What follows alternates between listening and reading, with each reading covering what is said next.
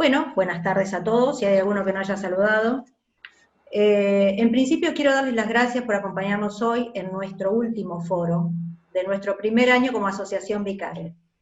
También les quiero agradecer al Laboratorio Merck y al Laboratorio Gador por brindarnos siempre su apoyo, ya que sin ellos no podríamos llevar a cabo nuestros proyectos a futuro no muy lejano. Quiero agradecerle también a nuestro presidente honorario, el doctor Matías Chacón, que hoy no pudo estar presente, y un agradecimiento muy especial a la doctora Julia Ismael y a la doctora Emilia Rigui por acompañarnos con su destacada presencia en este último foro. Quiero hacer una salvedad, que tenemos gente que no puede estar presente hoy en este foro por la fecha en la que estamos, así que será grabado y posteado en nuestras redes en los próximos días. Bien, vamos a dar comienzo, y quería presentarles a la doctora Julia Ismael, oncóloga clínica, exdirectora del INC, el Instituto Nacional del Cáncer, con salud pública y cáncer renal. Doctora, adelante. Me tendrían que habilitar compartir pantalla porque tengo una Perfecto. Sí, sí. Gracias. ¿Deito? Ahí. Ahora sí.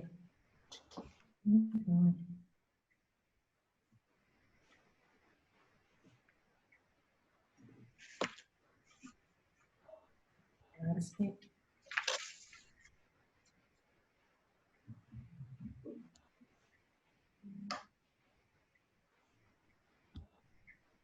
No tiene la opción, ¿no le aparece?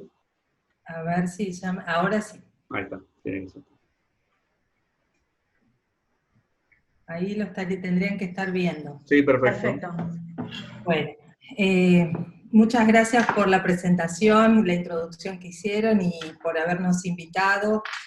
Hablo en nombre propio y de Emilia, que somos dos apasionadas con esta temática, así es que, bueno, voy a empezar contándoles por qué el cáncer es importante en nuestro país y en dónde estamos parados desde el enfoque de la salud pública. Luego les voy a contar cuál es la problemática y qué se podría hacer, y cuál es el rol que tenemos desde el tercer sector o la sociedad civil, como también se llama. Bueno, esta es la foto dramática de nuestro país, que anualmente casi 130.000 personas se diagnostican anualmente por esta enfermedad, hablando en cáncer en general, y ocurren casi 70.000 muertes. Estos son los números fríos, pero también cuando nos miramos respecto a otros países, cómo estamos en Argentina respecto al cáncer, y vemos que nuestro país tiene una incidencia, es decir, los casos nuevos por año, media alta, en la que se parece a los países desarrollados. Si miramos Estados Unidos, Europa, Oceanía, Japón, ahí diríamos, bueno, no estamos tan mal, nos parecemos a países desarrollados. Pero cuando nos miramos en la mortalidad, los resultados no son parecidos, y ahí más bien nos parecemos a los países menos desarrollados. Entonces es un problema de salud pública, con una incidencia creciente, y eso se debe a que los factores de riesgo se encuentran en aumento, y estos factores tienen que ver con el estilo de vida, es decir, que son prevenibles algunos factores, a los cambios de la población que vamos sufriendo al envejecer la pirámide poblacional de nuestro país, y bueno, luego les comentaré algunas intervenciones sanitarias que se pueden hacer para atenuar todo este fenómeno. En cuanto a los factores de riesgo, cada 3-4 años se hace una encuesta nacional. La última fue en el 2018, que encontró que el 95% de la población consume baja cantidad de frutas y verduras diariamente. Y lo alarmante es que el exceso de peso tiene un incremento estadísticamente significativo comparado a la encuesta anterior, mayor en varones entre 50 y 64 años, y sobre todo en los niveles, en las personas con menor nivel de instrucción. Y en este subgrupo también la prevalencia de obesidad fue muy alta.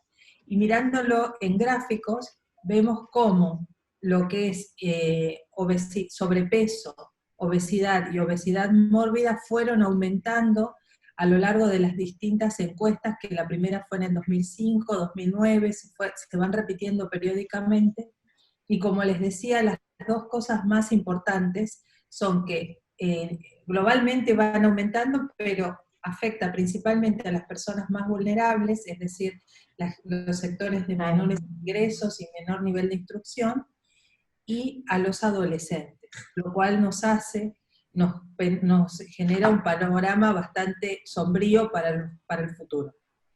Ahora, como les decía, nuestra mortalidad es media-alta, similar a países de bajo desarrollo económico. ¿Y cuál ha sido la tendencia? ¿Cómo se ha comportado a lo largo de los años? Este es un gráfico que muestra la mortalidad desde el año 80 hasta el 2017, inclusive, y vemos que el porcentaje de cambio estimado anual es de 0,5% absoluto, más o menos se ha mantenido estable, pero en los últimos años se empezó a aumentar, y lo significativo es que el porcentaje de cambio anual a partir del 2012 es mayor en mujeres, y va aumentando un 2,5% cada año desde esa fecha. Y la otra cuestión que les contaba es que además de los factores de riesgo, tenemos una transición demográfica y epidemiológica que se ve. Es una suma y una resta donde hay menor índice de natalidad, una mayor expectativa de vida, lo que hace que la población sea más envejecida, y eso se asocia a una mayor carga de enfermedades crónicas no transmisibles, entre las que se encuentra el cáncer, también la diabetes, la hipertensión y otras, el EPOC, que son las transmisibles. Entonces, en nuestro país se estima entonces que la población entre 50 y 75 años va a pasar de ser 8 millones de personas en el último censo a 11.200.000 para el 2030, que quiere decir que es un 40% de incremento de este subgrupo de población. Y además, si uno no establece ninguna política para controlar las crónicas no transmisibles, la IARC estima que para el 2035 va a aumentar aún más la incidencia de cáncer en un 50% y la mortalidad en un 55,7% para ambos sexos. Entonces, hasta ahí venimos con no buenas noticias. Pero a eso todavía le podemos sumar otra variable más, que es el tema de las inequidades, que no todas como les mostraba, no todos los países tienen resultados similares y están divididos según el índice de desarrollo humano. Eso ocurre también dentro de nuestro país. No tienen los mismos resultados las provincias entre sí, y mismo dentro de la provincia de Buenos Aires hay sectores muy pobres que tienen tasas de mortalidad o resultados como el NEA o el NOA, y otras como el norte de la provincia de Buenos Aires, San Isidro, Vicente López, algunos municipios que tienen resultados muy buenos, similares a países europeos. Y esto se ve en un gráfico, esto es para cáncer de colon. Vemos que los países que tienen altos ingresos, estos son mujeres de este lado, hombres del otro lado, tienen muchos casos nuevos, una incidencia alta, pero poca mortalidad. Sin embargo, en los de bajos ingresos, casi que son equiparables la incidencia y la mortalidad. Que eso vemos que la brecha también en nuestro país es baja entre la incidencia y mortalidad. Y otra manera de mostrarlo es de las inequidades en cáncer, que sí importa donde uno vive. Y en este gráfico de puntos vemos a todas las enfermedades, y vemos que en los países de bajos ingresos tienen una sobrevida a 5 años cercana al 30%. Y los que tienen altos ingresos están, la mortalidad, sí digo bien, la probabilidad de que sobreviva a 5 años de 60%. Eso para todos los cánceres. Y es más notable en 3 cánceres que acá los muestro, mama, cervix y colon, para los cuales hay una estrategia de prevención donde la brecha entre los países desarrollados y los de bajos ingresos es mayor, tienen resultados muy dispares. Lo mismo pasa en cervix y lo mismo pasa en colon. Y por ejemplo, en cáncer de pulmón, independientemente de donde uno viva, los resultados son pobres debido al genio de la enfermedad. En este gráfico no está el cáncer de riñón, y en nuestro país es una patología de baja prevalencia, pero es importante tener una foto de toda la problemática del cáncer para tener ideas concretas después de cómo proceder. Existe algo que se llama la línea, el continuo de atención en cáncer, que está descrita por varios organismos, e inclusive la OMS, que dice que para que tengamos buenos resultados en cáncer tenemos que ir desde la prevención primaria, que es evitar los factores de riesgo que son prevenibles, como evitar el sobrepeso, el tabaquismo, el exceso de alcohol, la detección temprana en el caso de que fuera posible, como les decía, los 3 ejemplos son cáncer de colon, cuello y mama, para los cuales hay una estrategia de tamizaje. El diagnóstico temprano, oportuno y de calidad, al igual que el tratamiento para el resto de las patologías, como por ejemplo la sospecha temprana en el cáncer de riñón, ante cualquier síntoma que uno tenga relacionado, hasta la rehabilitación y los cuidados paliativos. Entonces, una política de salud pública debe tener todo esto para poder bajar la mortalidad por cáncer en el país. Y otra forma de graficarlo es poner al paciente en el centro de la escena. Estas son todas las estrategias que les mostraba, que deben estar integradas en un plan de control de cáncer, dentro del sistema de salud y dentro de un contexto social amplio. Y ahora les voy a comentar a qué me refiero con el contexto social amplio. En nuestro país, en el año 2018, se lanzó el Plan Nacional de Control de Cáncer, que tiene en cuenta todas estas variables que les comentaba, desde la prevención primaria, la prevención secundaria o tamizaje, diagnóstico y tratamientos oportunos y de calidad, hasta los cuidados paliativos. Se trata de una planificación estratégica que incluye intervenciones basadas en la evidencia para mejorar el cuidado continuo del cáncer, tratando de usar de la mejor manera los recursos disponibles, que sabemos que siempre son escasos.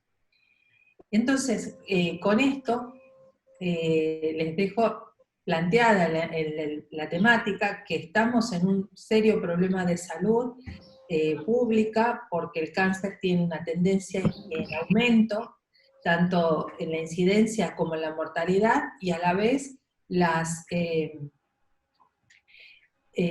estimas de los factores de riesgo también están aumentando. Estamos cada vez más obesos, más sedentarios, y la población envejecida. Así es que con todo esto, no todo está perdido, hay cosas para hacer, y por eso también lo planteo así al título de lo que viene más adelante, que el cáncer, si bien es un problema de salud pública, no solo debe estar en manos del Estado su resolución o las estrategias.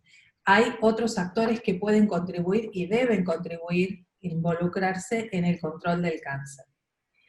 Y entonces, volviendo a eso y haciendo hincapié, el manejo del cáncer requiere acciones de todos los sectores de la población, incluyendo los sectores no gubernamentales, como un ejemplo, las sociedades científicas, las sociedades médicas, los prestadores de salud, y las organizaciones no gubernamentales, como lo son las sociedades, los grupos de pacientes. Para el desarrollo del Plan Nacional de Control de Cáncer que les comentaba, todos estos actores fueron parte. Estas son todos partes del Ministerio de Salud, las direcciones y demás, las sociedades científicas y las organizaciones no gubernamentales. En el contexto organizativo, el INC fue el que nucleó, pero reunió a un consejo asesor formado por organizaciones de la sociedad civil. Estas fueron las que participaron en ese momento, que fue a fines del 2017, donde se armó la planificación, y lo que se hizo fue 2 grupos focales, donde participaron las organizaciones que les mostraba, y a través de una guía de entrevista semiestructurada y consentimiento previo, se realizaron preguntas para ver la perspectiva de la sociedad no gubernamental en cuáles serían las mejores maneras de participar o de contribuir al control del cáncer desde su mirada.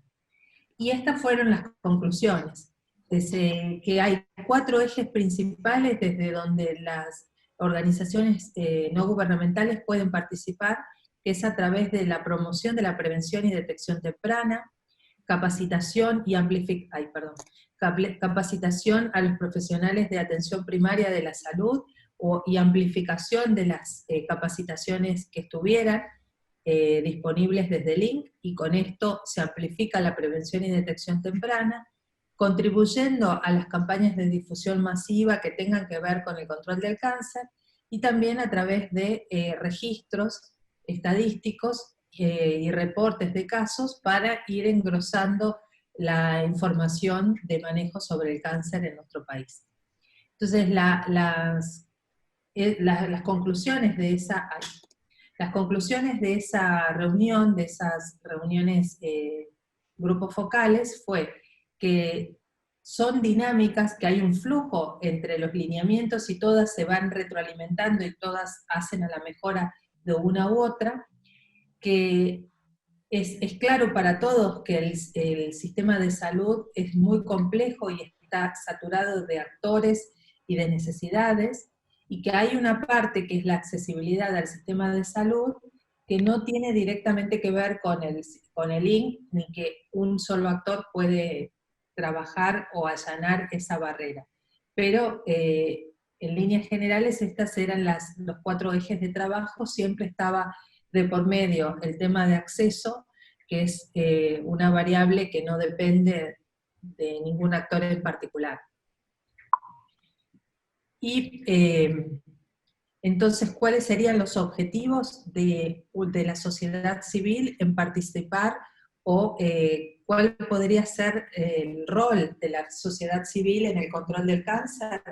A través de generar políticas o participar en mesas de gestión de políticas eficientes que recuerden y vuelvan a poner al paciente y a sus familiares en el centro de la escena, en el centro de la política, implementando y ayudando a implementar prácticas eficientes de planificación y diseño de estas políticas, con la participación de todas las partes interesadas relevantes, especialmente la sociedad civil, y dentro de los específicos que podríamos proponer desde el tercer sector, es posicionar la importancia del control, de que todos tomemos conciencia en que el control del cáncer en Argentina es una necesidad inminente, y que una forma es impulsar el plan nacional que se encuentra vigente, pero ir proponiendo mejoras continuas al mismo, y trabajar para empezar por algo que ya se hizo. También promover la participación de la sociedad civil de manera organizada, que no sean solo un conjunto de buenas intenciones, sino de manera activa, constante, transparente, informada, en la política nacional en cáncer en la Argentina. Y también, si Mahoma no va a la montaña tiene que ir a Mahoma, acercarse y propiciar canales de comunicación incluyentes entre todos los agentes involucrados en esta temática del cáncer a nivel nacional. Entonces, como para redondear y repasar de lo que hablamos, es que el cáncer es un problema de salud pública. Espero haberlos convencido en ese punto, pero hay estrategias probadas y que pueden hacerse y que ya se comenzaron a hacer en nuestro país, y de las cuales podemos echar mano y comenzar a trabajar mancomunadamente, sin decir, bueno, esto es tarea mía sola, es solo de la sociedad científica, solo del Estado, sino tratar de todos sentarnos en la misma mesa e ir en pos del control del cáncer en nuestro país. Eso es todo. Muchísimas gracias, doctora. Muy, muy claro todo. Y sí, estoy de acuerdo con usted. Es parte de todos. Ahora les voy a presentar a la doctora Emilia Righi, que es la directora de la Universidad del Paciente y la Familia, y nos va a hablar del rol y los fundamentos de los programas de ayuda a pacientes. Bueno, ¿qué tal? Buenas tardes a todos. La verdad que un placer acompañarlos nuevamente, esta organización de pacientes Vicare que, bueno, he tenido el placer de ver nacer, así que tenemos esa gran ventaja en Argentina, tenemos una agrupación de pacientes que va a velar por las necesidades de aquellas personas que tienen este tipo de cáncer renal y de todas sus familias. Quiero agradecer muchísimo a la invitación, también es un honor para mí compartir con la doctora Julia Ismael. Creo que nadie nos ha convencido a todos, nadie tiene ninguna duda de que justamente se trata de un problema de salud pública, como decía justamente la doctora Ismael. Hay cosas que han cambiado en Argentina y que son muy importantes. Por un lado, Argentina puede contar hoy con un plan nacional. Eso es muy importante porque posiciona a un país en la manera en que los pacientes tienen que ser tratados. Hoy el término política está un poco mal utilizado o está un poquito desprestigiado, pero cuando hablamos de políticas públicas hablamos de eso, de estrategias que están orientadas a que quede muy claro cómo van a ser tratados los pacientes en el sistema de salud, cuándo empieza ese tratamiento, que a veces no solamente empieza cuando efectivamente se empiezan a aplicar los medicamentos, sino que ese tratamiento inicia desde una detección eficaz, temprana, oportuna, durante todo el itinerario, y como mostraba muy bien la doctora Ismael, en todo el proceso de seguimiento, de rehabilitación y el acceso también a los cuidados paliativos. Entonces, sin lugar a dudas, nosotros hay muchas cosas que todavía no sabemos del cáncer, que es una enfermedad, y son múltiples enfermedades, ¿verdad? Muy complejos los factores que intervienen, pero hay cosas que sí sabemos. Primero sabemos que nuestra población está envejecida y que este grupo, como decía Julia, de personas mayores va a aumentar. ¿Eso qué quiere decir? Que por un lado vamos a vivir más años, pero por otro lado vamos a padecer múltiples enfermedades, entre ellas el cáncer. Entonces, tener esa perspectiva hace que podamos implementar muchas estrategias para poder preparar a nuestra población para que esté más saludable. Una de esas estrategias, que eso sí lo sabemos, es que más del 40-50% de los cánceres se podrían evitar actuando sobre esos factores de riesgo, ¿verdad? Entonces, muy bien mencionó la doctora Ismael, estamos hablando de la alimentación, el aumento del consumo de frutas, de verduras, está hablando también de ese control de peso saludable, de la realización de actividad física. Buena parte de nuestra población se ha vuelto muy sedentaria, está mucho tiempo sentada, está muy inactiva, eso sabemos que es otro factor determinante, y cómo podemos actuar sobre esa área que es prevenible, que es modificable, bueno, a través de distintos programas y estrategias, como la de paciente experto, que ahora les voy a contar en unos minutitos. Quiero contarles sobre esa experiencia que también estamos probando aquí en Argentina. Entonces, ¿cuál sería el rol de las organizaciones de pacientes? Primero que nada, conocer de primera mano, tener muy identificados cuáles son, en este caso, las necesidades y las prioridades de las personas que conviven con un cáncer renal, qué necesidades tienen, qué barreras se encuentran en el acceso al sistema de salud. Esto también, como marcaba muy bien la doctora Ismael, tiene que ver con el código postal. ¿Qué quiere decir?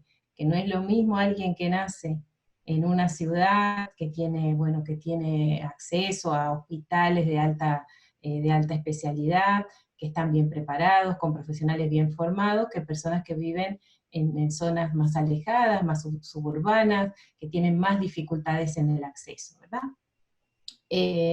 Entonces, allí las organizaciones de pacientes tienen ese rol fundamental de identificar y detectar cuáles son estas necesidades, y son interlocutores, quiere decir que son portavoces de estas necesidades ante los gobiernos, ante las autoridades sanitarias. En esas decisiones, en esas estrategias que se van a tomar sobre el cuidado de las personas con cáncer renal, van a participar distintos actores.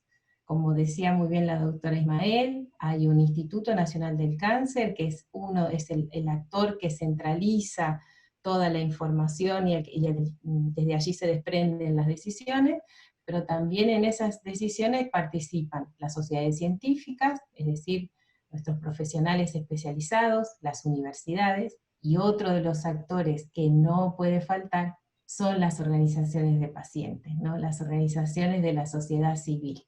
Entonces allí lo importante es estar bien preparados para ser buenos portavoces de estas necesidades, para comprender cuando se habla de estrategias de salud, de qué manera las organizaciones de pacientes pueden apoyar y pueden beneficiar lo máximo posible a los pacientes que representan, y decirles también que la tendencia, así como Julia les explicó muy bien cómo se desarrolló ese plan ya desde su nacimiento es participativo. Desde su nacimiento consideró la perspectiva de las organizaciones de pacientes. En ese momento no existía Vicare, pero si hubiera existido, también hubiera estado invitado en esa mesa. Entonces, ¿por qué esto es importante? Porque ya marca un estilo de trabajo que tiene en cuenta justamente la participación de todos. Así que a Vicare le esperan desafíos muy importantes, y hay que estar muy preparados también para ir a participar en esas mesas donde se toman decisiones que van a afectar a muchos pacientes, tal vez a los pacientes de toda una región, de toda una ciudad, de todo un municipio, de toda una provincia o de todo el país, ¿no?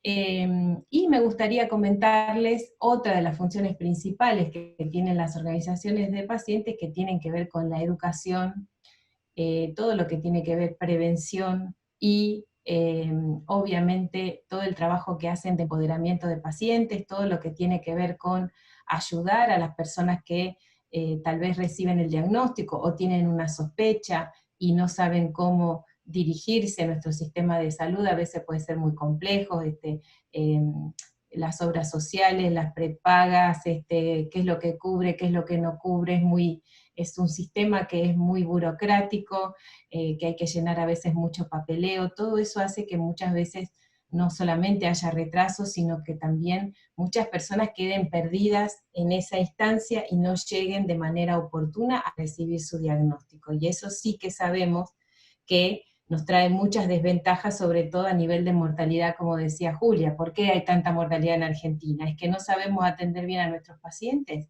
¿Es que no tenemos las medicinas adecuadas? No, sí las tenemos, pero tal vez nuestros pacientes llegan tarde, o quedan perdidos en ese sistema con todas esas dificultades, y ahí las organizaciones de pacientes también funcionan como un GPS, y nos van orientando, 2 cuadras por aquí, 3 cuadras por allá, bueno, muy parecido a eso. Tratan de explicar de una manera muy sencilla y muy fácil de comprender cómo ir haciendo esos pasos para poder conseguir que esa atención sea oportuna y podamos tener las mejores opciones terapéuticas disponibles, que afortunadamente nuestro país las tiene, ¿no? Y eso realmente es un privilegio. Entonces, dentro de esas funciones de educación, empoderamiento, dentro de ese área donde los pacientes pueden hacer mucho por su salud y por su bienestar, se ubica esta línea que tiene la Universidad del Paciente y la Familia, que es este centro de innovación educativa en el cual estamos trabajando. Este modelo de educación que ha sido ya aprobado en otras partes del mundo, que se llama paciente experto. En este modelo es una intervención educativa que está compuesta por 6 sesiones, 6 encuentros, donde los pacientes reciben una serie de informaciones acerca de justamente cómo ir mejorando estos factores factores de riesgo, es decir, trabajamos sobre la alimentación, sobre la incorporación de actividad física, sobre alguna técnica de relajación, sobre cómo mejorar tal vez la comunicación con nuestro profesional de la salud, cómo prepararse esa visita, que ustedes saben que a veces hay poco tiempo y entonces hay que optimizar el tiempo disponible para poder sentirnos satisfechos de que hemos comprendido, de que hemos hecho todas las preguntas que teníamos en mente, etcétera, ¿verdad? Entonces, quiero saludar porque buena parte de la gente que hoy nos acompaña ha recibido esa certificación, tanto Claudia como Fabián, veo a mi compañera Daya, veo a Adelina que también ha recibido la certificación, está con nosotros también María Teresa, así que hay muchas personas que ya han recibido esta certificación, ellos han sido entrenados para dar estos cursos, ¿no? Y lo que tiene de particular este modelo son 2 cosas. Uno es que busca resultados en salud, más allá de las tareas que tienen de acompañamiento y estos grupos de autoayuda que ya desarrollan muy bien Vicare, este tipo de intervención educativa tiene como objetivo final justamente producir una modificación, una mejora en los resultados en salud.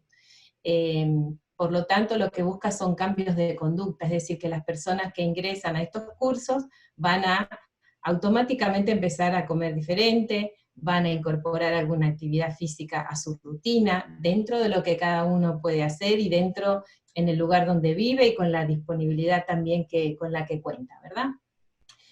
Va a aprender estas técnicas para comunicar mejor, va a aprender técnicas para relajarse, va a compartir con los compañeros estrategias para no olvidarse de tomar la medicación, y uno va a decir, no, es que yo la pongo en la panera, no, es que yo me lo escribo sobre la heladera, bueno, y este tipo de trucos que son muy del día a día, que a veces a estos detalles nuestros profesionales de la salud por una cuestión de tiempo no pueden llegar, bueno, esto es lo que hacemos en estos cursos, donde uno de los profes es un profesional de la salud y el otro profe es un paciente, por eso se llama paciente experto, ¿no? Y lo que también proponemos en este tipo de acción es justamente la posibilidad de ir al día a día del paciente, tratar de resolver esas cuestiones mínimas que tienen que ver con el convivir con una enfermedad como esta, ¿verdad?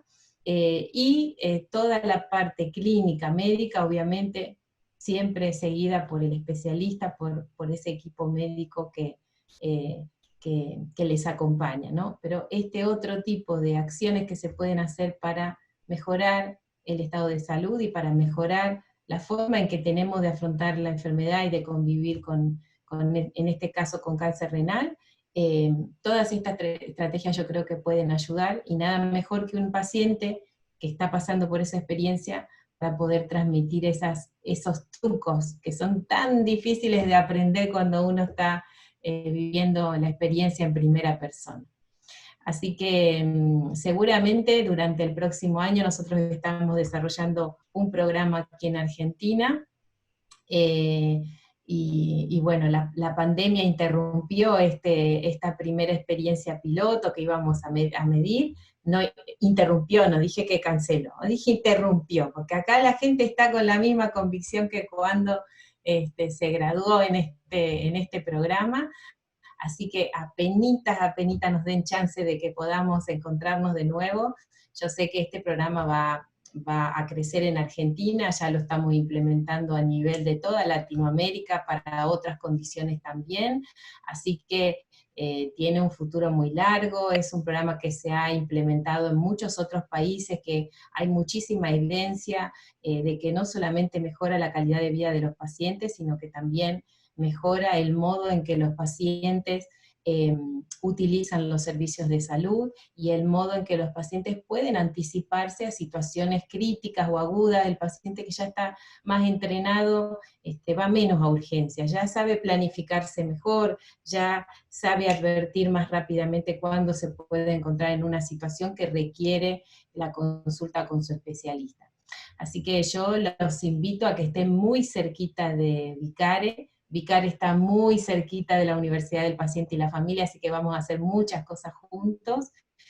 Y bueno, encantado, muchas felicidades para Vicare, les depara un futuro súper bueno, y ojalá que esto se vaya conociendo en todo nuestro país, ¿eh? Y yo sé que ya están en contacto con organizaciones de pacientes de cáncer renal de otros países también, así que un futuro largo para Vicare, y muchas gracias a todos.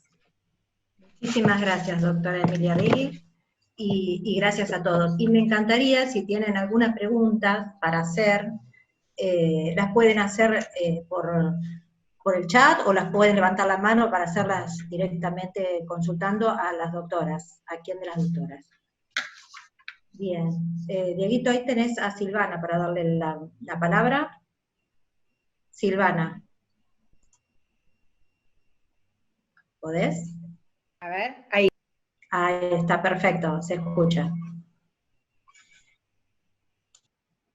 No, ahora no. A ver, ¿ahí se escucha? Ahí sí, Silvana, se escucha perfecto. Ahí está, buenísimo. No, mi pregunta va dirigida a cualquiera de las dos profesionales, ¿no?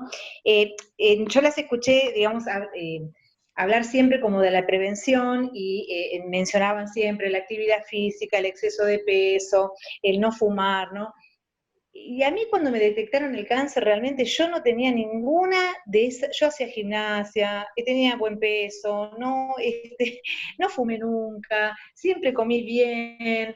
Es como que, evidentemente hay muchos otros factores, ¿no? En mi caso yo creo que fue un factor emocional, me da la impresión a mí, ¿no? Y que no lo escuché demasiado acá nombrado, como que primero se nombra, bueno, claro, es en la prevención, ¿no? Pero yo creo que tendríamos que enfocarnos también mucho en los factores emocionales, ¿no?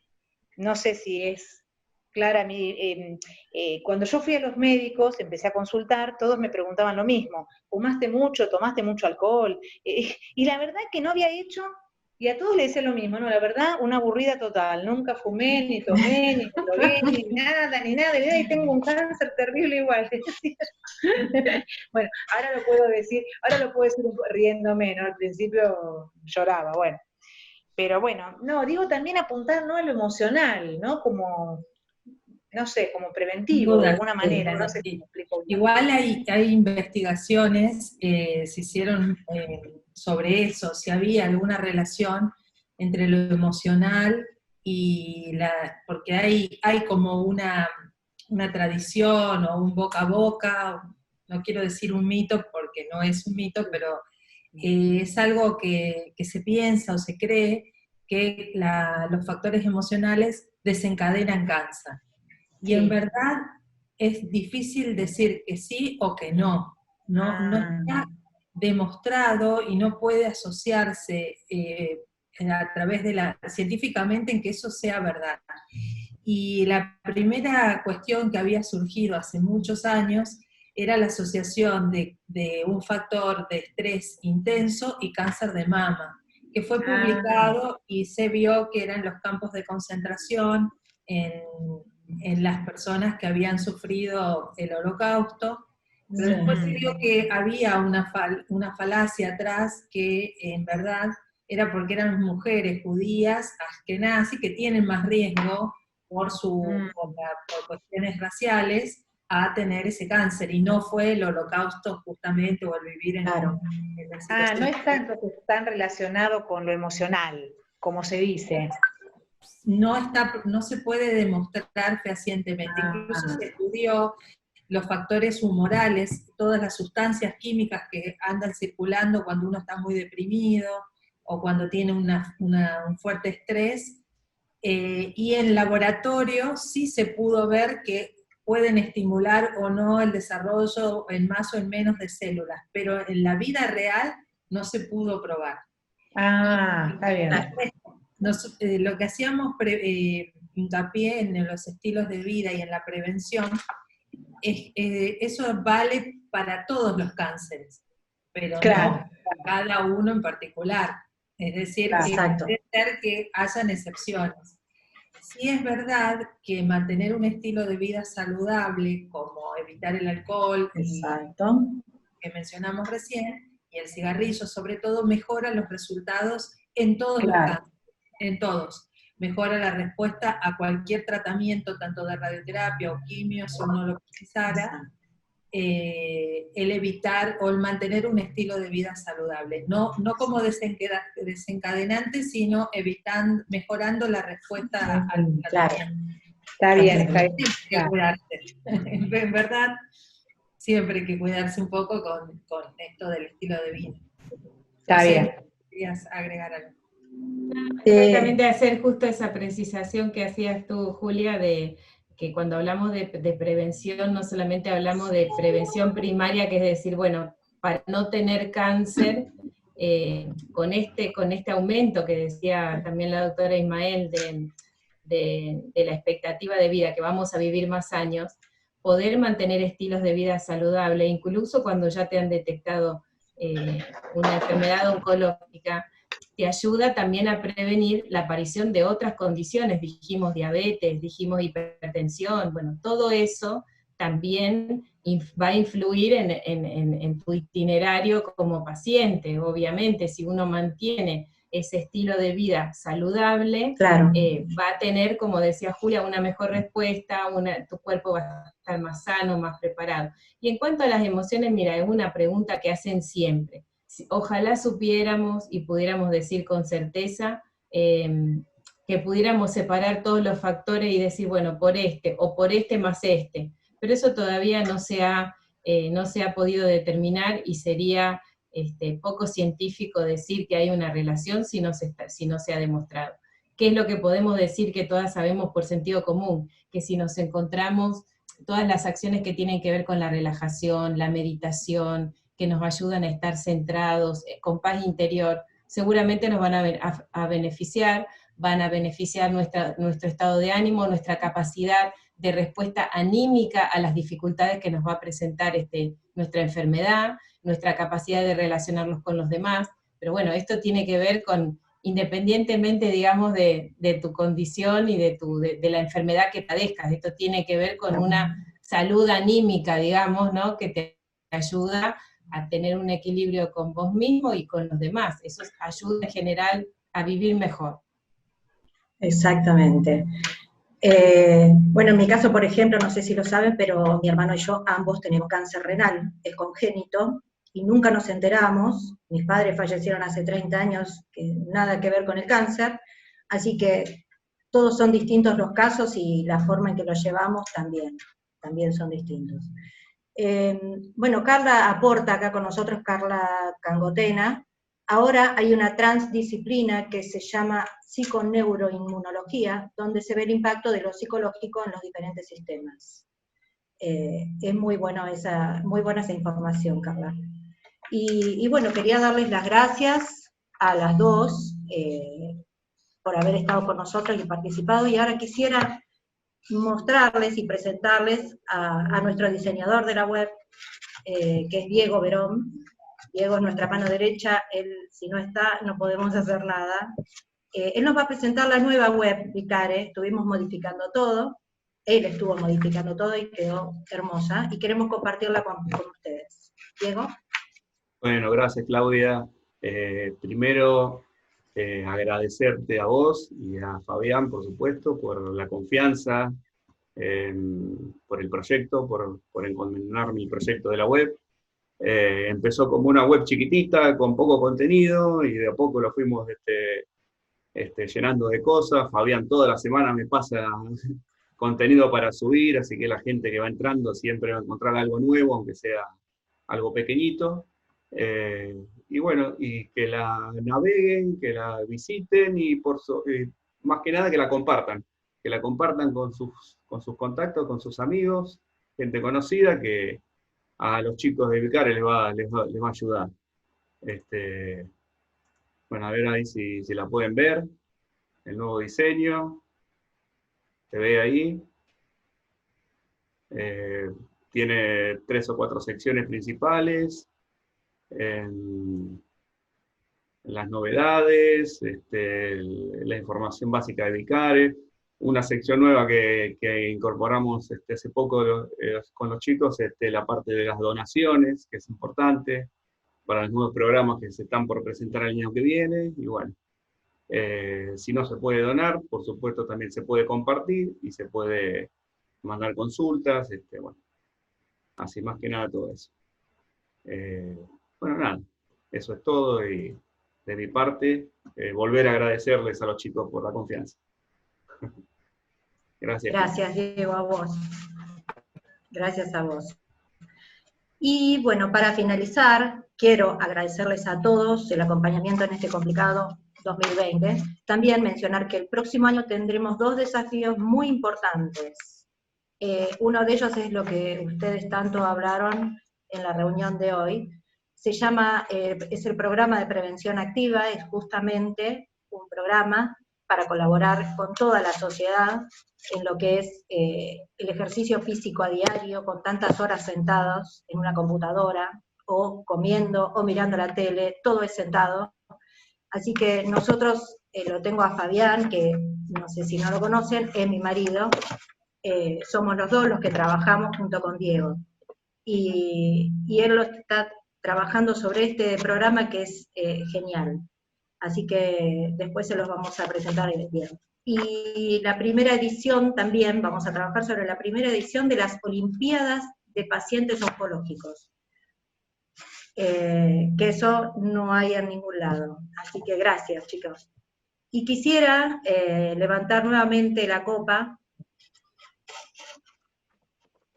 un año mejor para el año que viene, que terminemos con esta pandemia, que podamos salir adelante. Y antes de brindar, quisiera agradecerles nuevamente a la gente del Laboratorio Merck y el Laboratorio Gador, que son quienes están siempre con nosotros desde el principio. Y que tengamos un año mucho mejor para todos. Gracias a todos. Chin chin. Gracias, gente. Muy amables. Bueno, salud. Para todos. Buena vida, Vicare. Salud. Gracias. Futuro. Nos va a venir bien toda la ayuda de todos. Gracias. Gracias por compartir esto. Chao. Chao, chao. Hasta Gracias luego. a todos. Gracias, Diego. Gracias, doctora. Hasta luego. Felicidades, Gracias, felicidades. Emilia, Julia. Gracias, felicidades a todos. Feliz año. Feliz año, feliz año. Chao, Clau. Chao, Fabián. Chao, Gracias. Naya, María Teresa, Gadelina, beso. Gracias, chicos. Chao, Emi, Todos gracias. apoyando a Vicare, vamos Vicare, todos Gracias. apoyando a Vicare. Lo necesitamos. Gracias, Jorgelina, Carla. Muchas gracias. Y quiero agradecerle también a Adela y Leo desde Salta, que Está hoy Adela. estuvieron ahí. Y gracias a José también. José, que ahí ya estuvimos hablando, así que muchísimas gracias a todos. Disculpen, yo estoy en la playa. Sí. Para bajar el estrés, Fabián, Claro. hay que hacerlo, bárbaro. Para bajar el estrés de trabajar con mi esposa. Entonces, así, A mí sola se me ocurre. Hay que hacer un recreo, muy bien, muy bien. Ese dúo. muchas Adiós, gracias a adiós. todos. Gracias, besos. Gracias a Gracias a ustedes, adiós. todos.